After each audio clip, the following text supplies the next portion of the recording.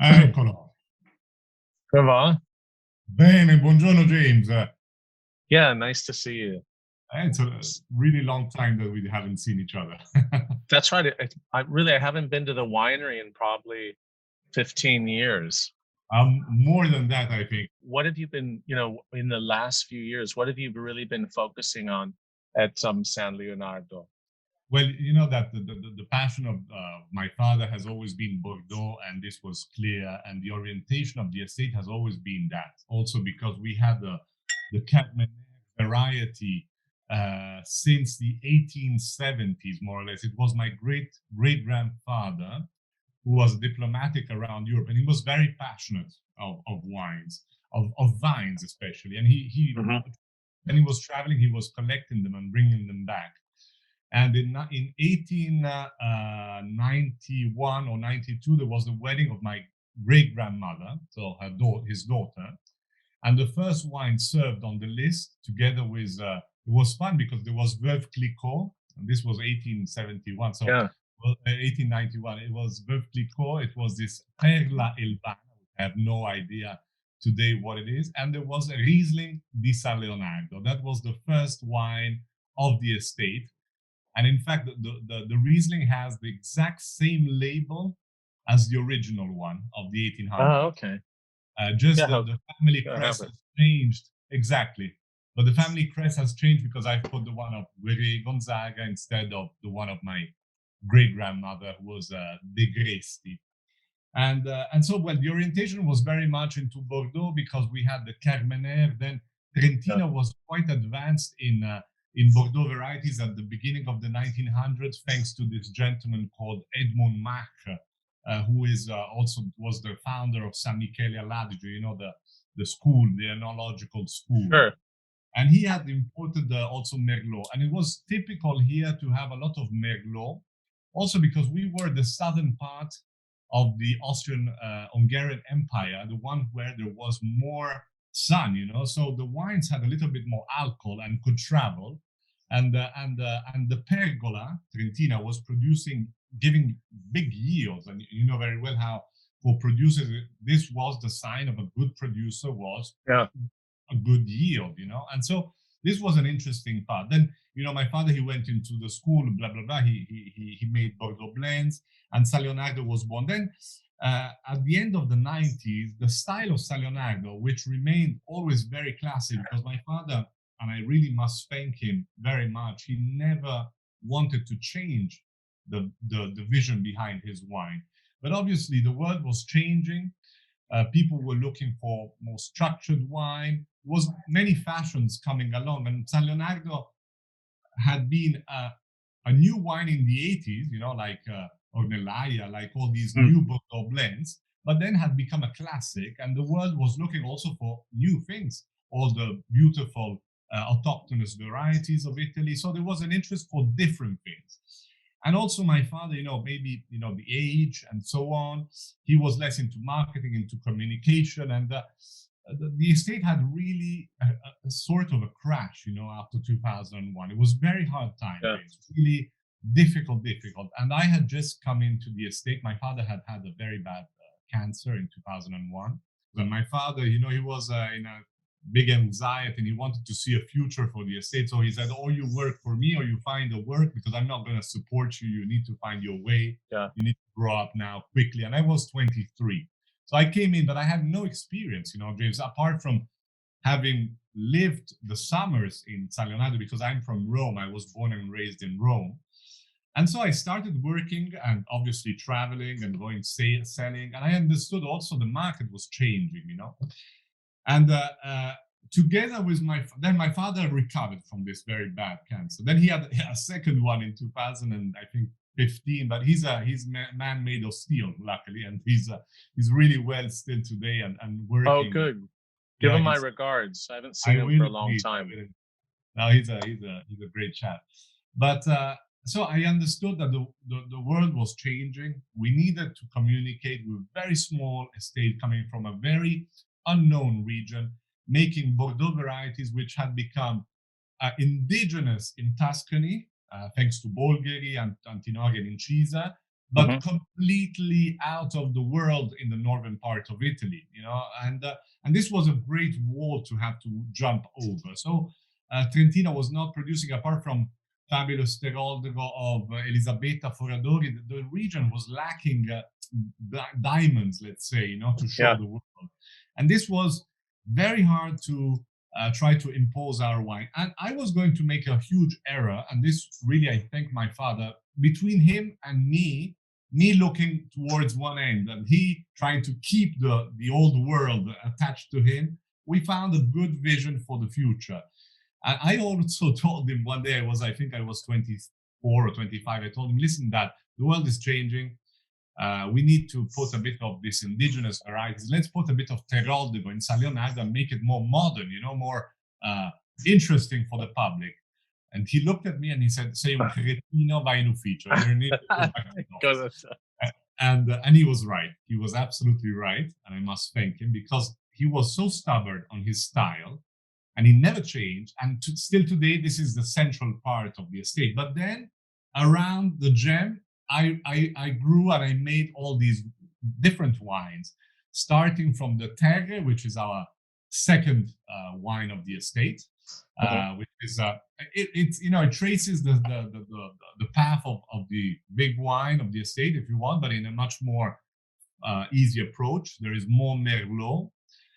All our wines, all our red wines, are still only made in concrete vats. We do not use any stainless steel. There is no refrigeration, no heating, no selected yeast. We only do indigenous yeast. We do a pied de cuve about 1 week before, so that the cellar fills up with the yeast.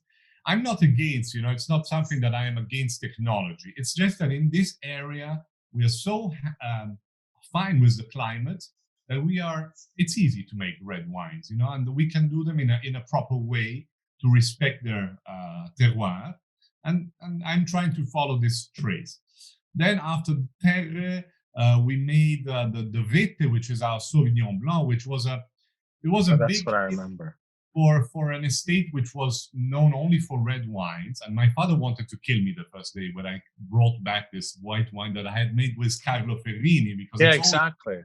Behind. Is Carlos still there? 20 years now. Yeah, absolutely. Yeah. He's still there, and he comes every month, and we have a phenomenal time together. He's an incredible guy, really. I think that that's why I was surprised with the Riesling, because the wines that we have from you are the Riesling, the Villa Cresti, the San Leonardo, and the Carmignone. And I remember the Sauvignon Blanc. I don't think maybe once I had the Riesling at you didn't really sell it much. Maybe exactly. I had it at your house when I had dinner there a long time ago. But honestly, it's the 17 is just a fantastic wine. I just tasted it again. How many bottles do you make of it? It's on the back. We make about 6,000 bottles. Every bottle is numbered. Oh yeah. Like the Carmenere. These are coming out of practically one single hectare, based in the Cimbra Valley, which is a lovely valley north of Trentino. Because the soil here, we were not sure, so we didn't want to attempt something. We've always been convinced of the reds here, but the whites needed some altitude. We are looking always for very fresh, very mineral style, very vertical. It's incredible. And that wine was born between the passion of Riesling, but we did not want to copy just a Riesling. You cannot make a German Riesling outside of Germany. That is a fantastic wine that comes out there. And I was also very, I'm not a big fan of oak in red wines, but I'm a big fan of oak in white wines. When they are well made and there is acidity, I think it's something that is just unbelievable, the grace that it can give to a wine. What would a great Burgundy be without a great wood behind it? And so with Carlo, we tried to invent this Riesling, which had to become halfway between Burgundy and Germany style, trying to give it the complexity of a tonneau, so not barrels, not smaller barrels. These are all tonneau of 900 liters. The first vintage was made half in stainless steel and half in tonneau because we were, worried. When tonneaus are just new, they're very you get a lot of wood. Yeah, you can extract a bit too much. And the idea of San Leonardo is always elegance and freshness. This is always the drive behind every single wine we create. Is always freshness, which then turns out to be drinkability, which is a term which is not so used in general, especially on good wines, because it seems that it's always talking of something less important. But I'm a great fan of drinkability. I'm a great drinker. Me too. I'm not the best taster, but I'm a very good drinker, I can say. and I'm not satisfied by 2 glasses. I need my half bottle at least. Good. And so that's the drive. And then the Carmenère was born, and was born by it was fun because we had these old vines of Carmenère which compete in creating the San Leonardo, where there is 30% of Carmenère, but I used to love this Carmenère. And with my director, Luigino, that you know very well because you met him, Luigino Tinelli, he's always the director. He was born and raised in San Leonardo. He's the great man here. I wanted to create a new wine. And obviously my father, that was 2007 actually. And my father, obviously, he did not want to make too many wines. So I bought 1,724 empty magnums, and I paid them cash so that they would not appear on the books of the estate. We bottled these 1724 magnums secretly with Luigino of pure Carmenère, and then we hid it in the cellar for 5 years because we needed one shot. We needed to get it right. And then I brought this magnum on a table with other Bordeaux blends. Very often we do tastings with my father, with Terrini, blind tasting, also to see where we are up to, with our style. And I brought out this wine. I said, Dad, I found this wine. It's very interesting. It's a French wine. I'm sure you're going to love it. Very mean, very mean. And he tastes this wine. It looks like eating the Carmenère from our grapes. Where did you find this wine? And then he showed him the label, and he said, okay, now you can sell it. And that was the beginning of it. And so again, 6,000, about 6,000 bottles. Yes, and that is made. It's really beautiful. It's made using 50% Pergola Trentina, which is great for Carmenère.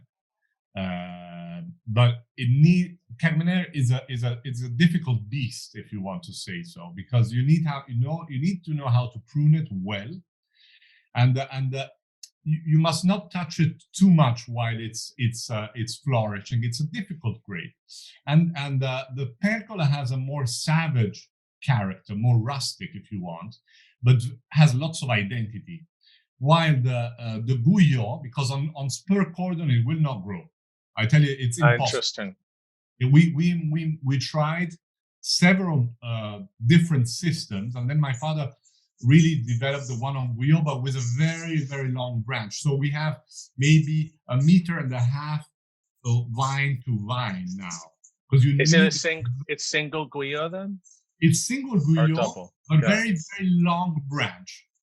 Interesting. Because if you make a short branch, then it needs to make lots of leaves, the Carmenère. If not, it will not, it will make what we call colatura. So the flower goes out and transforms and loses productivity. Honestly, these 2 wines are really fantastic. The Riesling and Carmenère. I'm very glad you enjoy them. It's a new part of our world.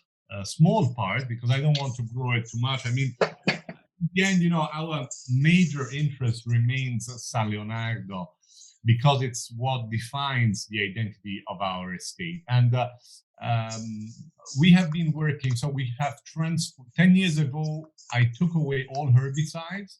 And then since 2015, we are running fully organic with a lot of biodynamic practices, because we use the biodynamic calendar for every action we do in the vineyard. So I'm not a fan 100% of all the biodynamic. Like all the treatments and stuff, yeah. Yes, all the biodynamic.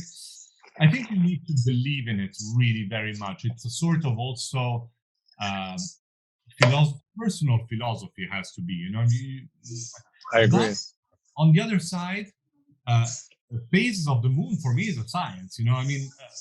It's absolutely, if you're a good observer of nature, you can really see the differences, and this is has made a huge difference to us. But the cellar has never changed. So the white wines, we make them in a different cellar, James, because I did not want to introduce any differences in our original cellar. Okay. We wanted to keep it exactly how it was for the red wine. So we have these friends who own a different cellar for whites in the northern part of the region, very close to the vineyards where we pick the Vete, where we pick the Riesling, and we have developed this. And then recently, I have created a new company for Spumante, something completely different. Oh, okay. Because I'm very, finally, Trentino has found a very good hat under which to become more together with all the producers, which is the Trento DOC, which of course. I believe that can be a good alternative for this region to finally find a little bit of soul. This region unfortunately lacks soul still, and that has been for me the great difficulty. But I mean, now we're doing extremely well. But so again, that's an old problem because the Trentino is so dominated by cooperatives, like large ones, and they haven't really gone after quality like in Alto Adige. It's been more about price. But I mean, that's history. But the thing is, and then it was just basically you and Elisabetta Foradori. Exactly. Are there any new producers coming along? Well, there are some very good producers. For example, this young gentleman called De Vescovi Ulzbach. There is a Poyer that maybe you have heard Oh yeah, about. Poyer, sure, yeah, of course, yeah. I like Poyer, sure. But still, it lacks the ability to have one single vision. So I always think about the consumer. Imagine a Chinese, but even a very much more instructed consumer like an American who has the vision of Italy. How can he define what Trentino is? We don't have time in this world, and we need things which are interesting, and we want to, unless we are geeks of wine, we want to understand what the region is able to produce, and here there is not this ability of having one single thing. On one side, it has become, for us, it's it's interesting because we're out of the world. San Leonardo is a little bit out of all the schemes, and people appreciate this because they're very tied to the word is horrible, but to the brand rather than to the region. I agree. Something that I'm very happy. Today, we have all these means of communication, which are fantastic, like social media. I'm very active on them with videos. I tell stories about vineyards and wines every week, twice a week, more or less, in Italian and English on Instagram. And it has a huge following. And I must say it has helped enormously. These simple tools have helped people out in the sticks like us to come out again on the scene in a very simple way and very true way, which is what I really appreciate of this. But tell me, for example, is the San Leonardo, is it still Bordeaux blend, or are you using some of the Carmenere also?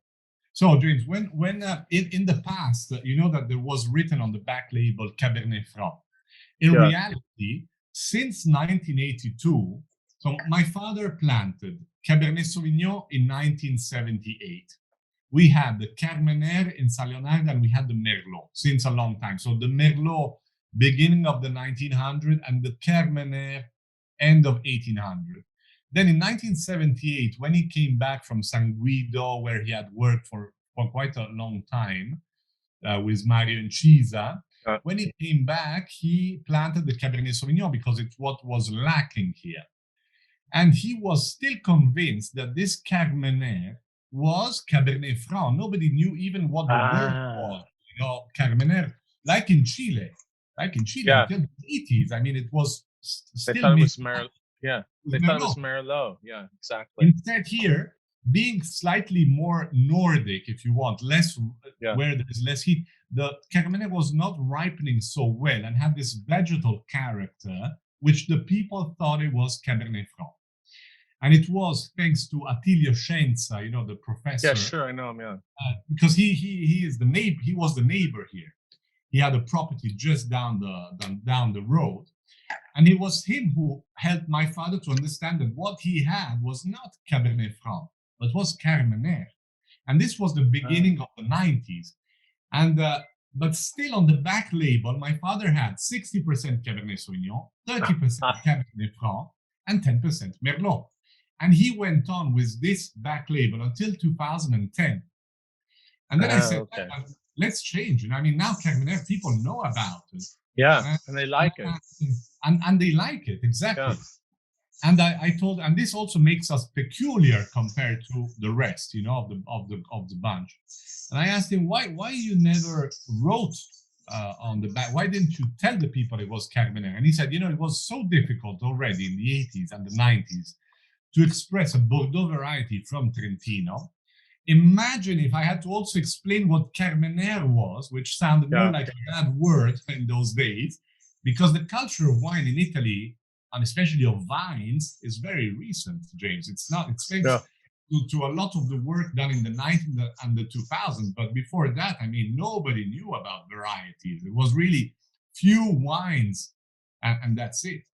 And then in 2010, I convinced him that it was time that we wrote on the back Carmenère, and that we are proud producers of Carmenère.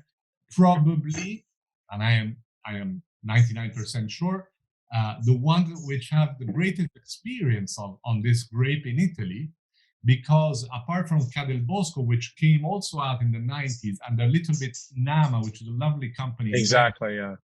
There is nobody producing 100% pure Carmenère. Yeah. And that's why I wanted to make that wine, because I think that wine then reveals the style of all our wines. Carmenère is so powerful inside the wine that it really changed the identity, not changes, but gives the identity to each of our wines. And in fact, the Terroir, which is our second wine, the Villa Gresti, which is a 90% Merlot with a 10 or sometimes a 15% of Carmenère, and the San Leonardo, the drive is always the Carmenère inside. And in fact, when I make like tastings, I leave the Carmenère as the last wine, not because I think it's the best, because I think that when you taste that wine, then you understand all our production again. You know, you see it under another point of view. But because that's why I asked. I always thought it was Cabernet Franc in the San Leonardo, and when I tasted the Carmenère first, and then when I tasted the San Leonardo, I was like, whoa, I can taste exactly the same Carmenère style, that black licorice character, or tar, you know, a really unique flavor that can't be Cabernet Sauvignon, Merlot, or Cabernet Franc. And it really is fantastic. I think that's, like you said, people really need to understand that that's your signature. And honestly, it's much more, your Carmenère is very different than the ones, well, particularly than Inama in the Veneto, which has that more sweet and sour character. Yours has much more of that tar, and doesn't it all have any sweet and sour? It's just really dry, beautiful, dark fruit. And it's not pesante, it's not heavy either. Exactly. That's the best compliment you could make to us, because what we look for in the wine is trying always to give it this drinkability, this enjoyability also of the wine. And in fact, if you look on the labels, there is no wine that goes beyond 13.00 of alcohol. Good point. They're all under 13 and a half. We are now. We are around 12.9 and 13.1. Well, listen, that was a great conversation. And honestly, I hadn't had the Carmenère. It was nice to taste the San Leonardo again, but the Carmenère and the Riesling, those are real DNA wines, as you say, for your estate. and then you can see, I love how you say how they really define, what you're doing, and also the Carmenere, how important it is in your other wines, particularly the San Leonardo. But let's when you get your 17, maybe in early next year, let's taste together, because I'd love to continue the conversation. And let's hope that soon I can get back to Italy and visit you guys. Waiting for you. We will be waiting here for you. It will be a great pleasure. And whenever you wish, we can do a full vertical so that you can see the style 80s, 90s, 2000s. I would love to do that. And we can do that with facciamo con Carlo anche. Sì, super volentieri. Okay, carissimo. Great. Thanks again. James, thanks to you for all the time you dedicated. So nice. Thanks. It was really great to catch up. And it really meant a lot to me, because I had such great memories of your family and your wonderful father, and also this unique place called San Leonardo. Really is just, it sticks out in my mind. Thank you. That's very kind to say. Thank you very, very much. Okay, carissimo. Ciao, James. Take care. Ciao, Carlo. Good luck for everything. See you very soon. Ciao.